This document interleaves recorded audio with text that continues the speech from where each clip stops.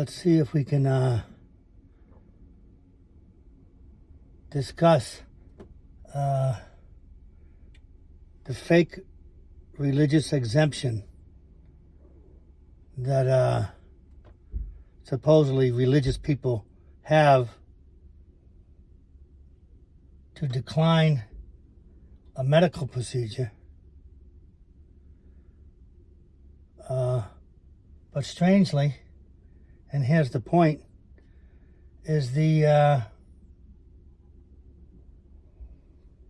my agnostic, atheist, liberal, conservative,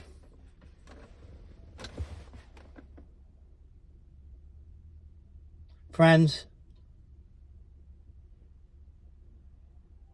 along with the spiritual but not religious,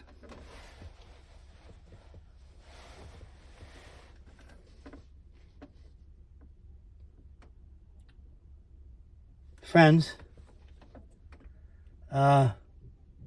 we're being divided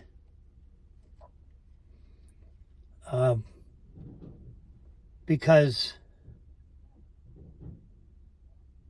everyone has the right to decline a medical procedure, a medical biological procedure, especially a medical bio-illogical procedure, if that's what we deem it.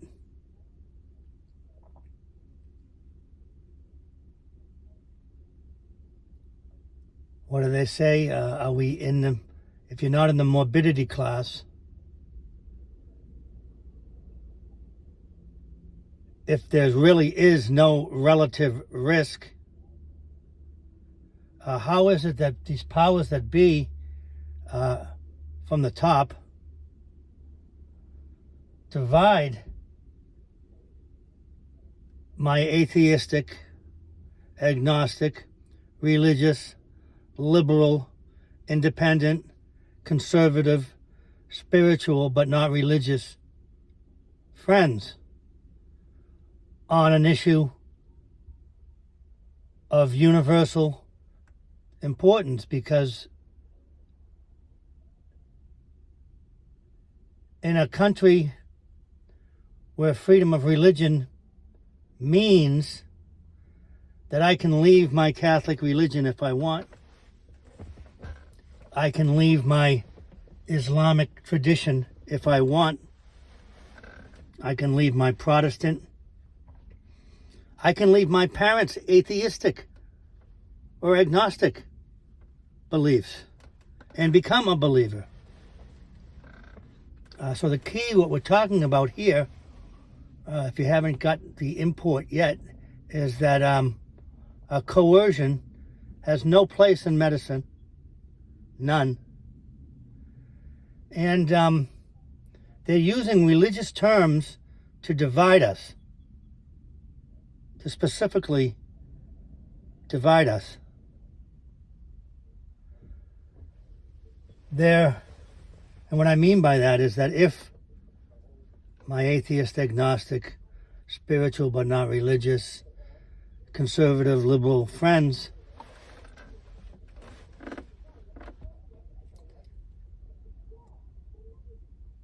don't want to participate in this herd medical mentality,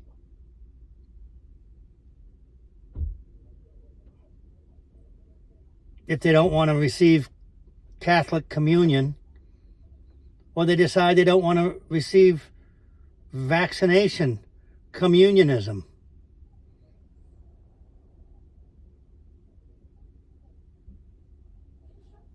we are allowed to leave those thoughts, those ways of thinking, because there should be, finally, no coercion in medicine. And we are not all part of a herd, but according to tradition, we all have our own soul and our own conscience, by the light of our own conscience.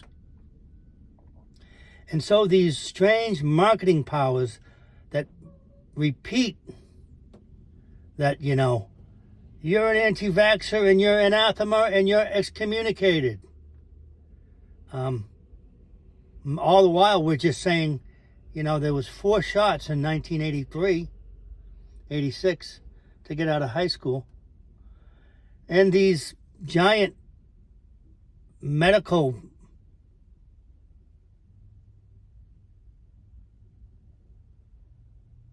corporations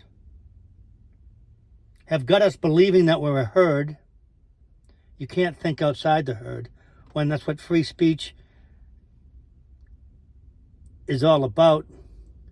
We don't coerce each other bodily, but we do try to coerce each other verbally. So, despite your persuasion, agnostic, religious, atheist, Catholic, and on, we are able to agree on some things. And those are that the freedoms that you have to be non-coerced are the same freedoms that my children hopefully have. And my friends. We don't agree on simple stuff. Why do we must all agree on something as complex as taking a biological, they say, intervention which affects our short-term and obviously our children's long-term, the ecology of their bodies. So, can we agree on a few things? All Americans, all people, according to the United Nations, deserve fresh air, deserve the right of informed consent, the right of refusal, that's the Nuremberg Code. It's also found in the UN Declaration of Human Rights. It's found in the 4th Amendment. It's found clearly in the Hippocratic Oath that, where there is no danger, do no harm. And when, regarding COVID especially, the risk of death for people, children, 0 to 35 was 0.0000, I think 316. So and because of that, they amped up the fear and told that cohort of Americans, 0 to 35, 144 million people, that they needed to submit to a regimen imposed by the hegemons that memory hold all those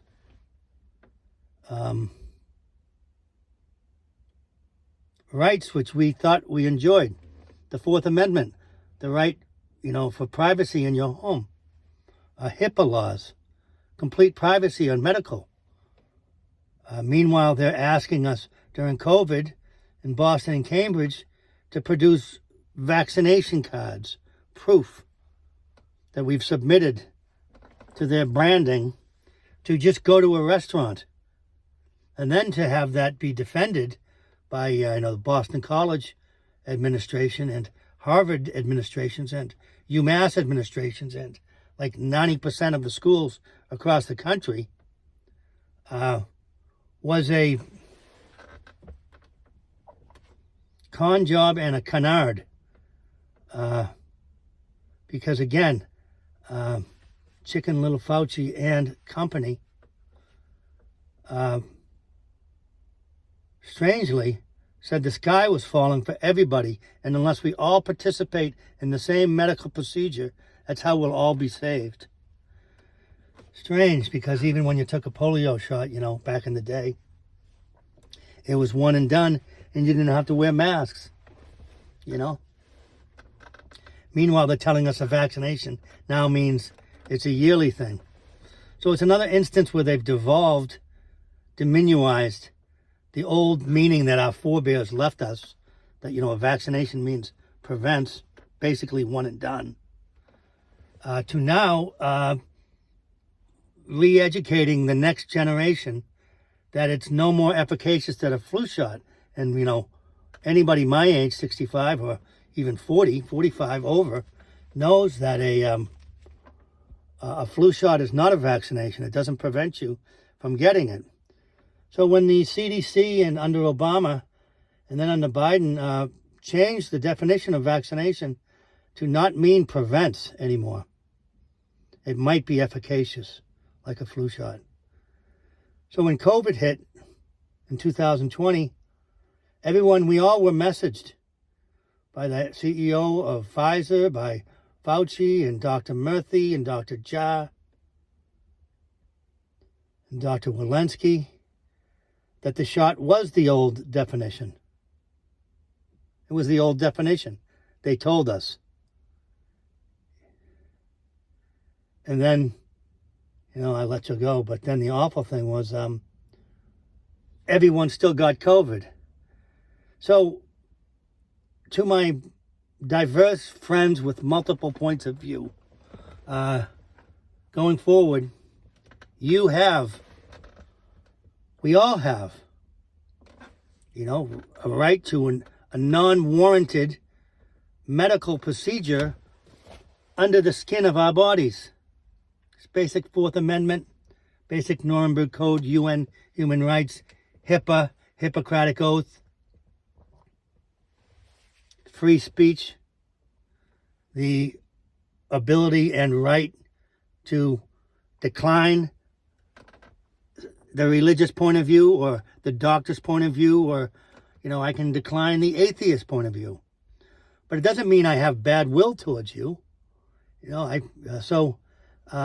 When they started excommunicating and declaring people anathema, especially young people who were confused and told that if they took this medical device, I guess you'd call it, that they use guilt too, telling us that, if you don't take it, you don't care about your grandmother. Where in the old definition of the vaccination, if my grandmother took it, she wouldn't care if I took it or not, because she'd be safe, because the vaccination prevents. So like a lot of things in modern America since 2000, definitions have been changed. And then they've got us arguing about definitions while implementing authoritarian mandates that are, I would say, against, the 10 Bill of Rights that, we supposedly all enjoy and that have been extended to all Americans over the years. So, your freedoms protect my freedoms, and me being free protects you being free. And remember, we are not all part of a herd. As anybody knows, humanity is quite diverse, and to say that we all have to be biologically in tune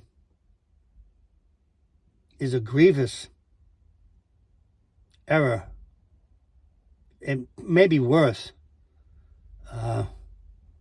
perpetrated on our citizens by the big media, who think that just because you repeat something 50 times, it makes it true. As Clarence Thomas would say, even if you say north is not north, it's still north. Even if you say south is not south, it's still south.